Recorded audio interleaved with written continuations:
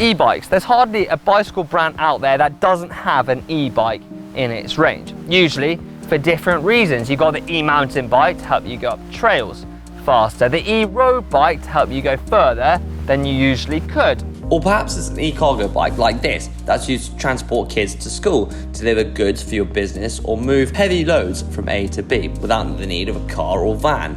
The question is, just how much can they do? Are e-cargo bikes the future of urban mobility? Regardless of what manufacturer you're looking at or what style of bike you're going for, there's going to be one name that keeps cropping up, and that is Bosch. The German multinational engineering firm has been constantly developing its line of e-bikes drive units for 10 years. And today I get to show you what one of Bosch's latest motors can do.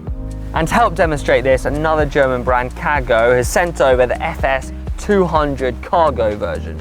A mass 250 litre capacity, dual battery system, pneumatic stands, and yes, you guessed it, the latest in Bosch's cargo line motor. Now, Ca Go has told me that this bike is easy to ride, that anyone can do it, and well, that's just as well, because I have never ridden a cargo bike in my life.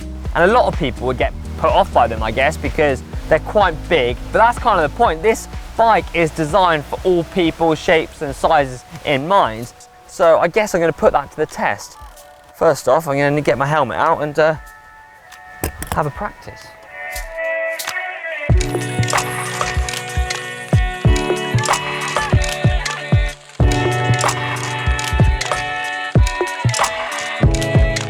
Right, now I've got some practice out of the way, I need to put this bike through its paces, and to do so I've decided to help out at FoodCycle. Now, FoodCycle is a charity that combines surplus food, kitchen space and volunteers to create 3-course meals that they can distribute to people suffering with food poverty or social isolation.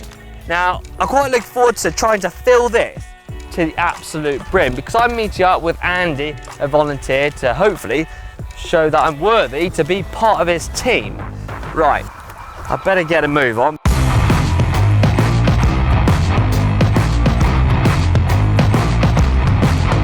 I've decided to ride from Bath, where the office is based, to Bristol, where FoodCycle is.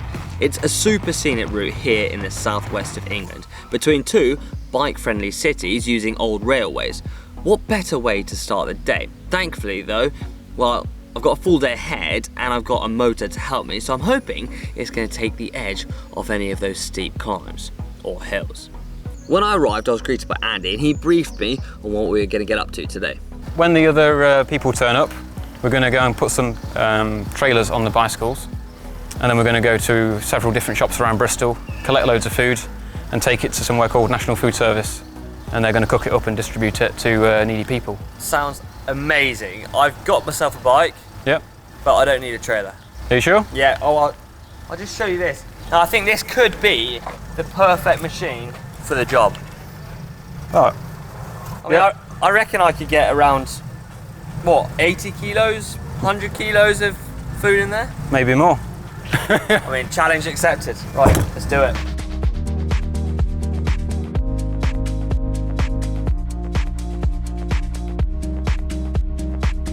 We've arrived at the first collection point, this lovely grocery store. We're just loading up and well, I've already got a fair bit in there.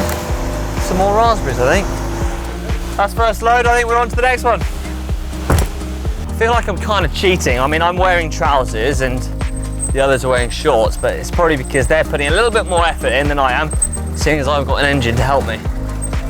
Thank you, buddy. Now, it is worth mentioning that this food has gone past its sell-by date, meaning the shops, well, just can't sell it. So instead of it all going to waste, they donate it to FoodCycle. All the food is perfectly good to eat, just not to sell. The shop owners seem to be super friendly, and they're doing their very best to find the best products they've got. So as you can see, as much food as possible is going in our crates. And to be honest, I can get a lot in that vast bucket I got in front of my bike, but fair play, these do the job, don't they? Now, I've been hauling things around for a while now, so I think it's about time that we take a good look at the specs of this very bike, starting with the main event, the cargo box. Now this is a 200-litre cargo box and can carry up to 250 kilograms, which is absolutely colossal.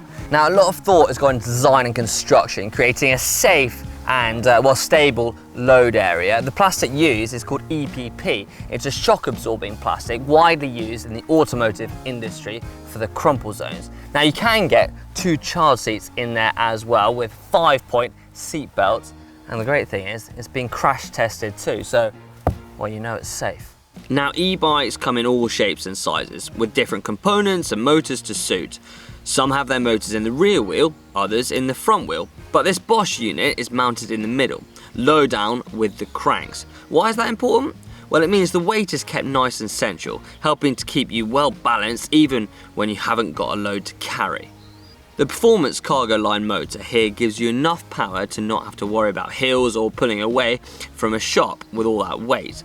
For those who don't know, that's 75 Newton meters of torque. What's more are the batteries, which are also mounted nice and low in the cargo hold to keep you nice and balanced. If you want to go further though, you can add a second battery right next to the first one, like I've got here, giving you an approximate range of 125 kilometers. If you go and get a new e-bike with Bosch's latest MY21 cargo line speed or performance line speed motors, they come with 85 Newton meters of torque. Even more oomph for those hills. Some of the previous generation motors can be upgraded with a software update, so check in with your local bike shop for more info. As well as more power, the update will also provide more dynamic adjustments. So this is meaning more power at low cadence, so when you're starting off or where you're just getting going, but it also boosts that acceleration when you're fully loaded. All that will make bikes like these easier and stress-free to ride. You might be thinking all that technology would be a bit of a hassle. More maintenance to perform, dealing with ollie chains and all that. But this bike uses Gates carbon belt drive, which instead of using steel and oil, uses carbon fibre and a Kevlar belt, which needs no oil at all. This means not only is it quieter than a chain, but it doesn't wear out as much and it's super clean, so you won't get oil on your clothes or legs. It's also got a nice little tensioner, which helps keep the belt nice and tight without any fiddly adjustment. Now, something I've never seen on a bike before is cable steering, but with that kind of setup, it allows the bike to turn at 90-degree angles. So for a big tanker like this, being able to turn at 90 degrees and maneuver in small spaces, well, it's absolutely ideal. Right, enough of that. I reckon it's time to get this baby back on the road. So I would say I'm fully loaded now, but it's amazing because actually the weight's distributed really well and I'm still able to really control the bike, even with such a heavy load. Right, on to the next one. Woo!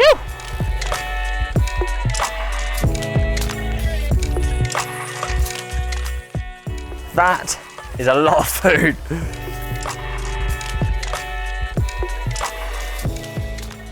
So this is our load.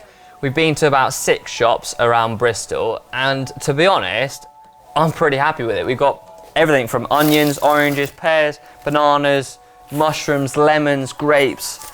I'm just speaking to the guys over there, just wondering what they're going to cook out of it, but it seems like we're going to have a lot of fruit cakes, banana cakes, that kind of things.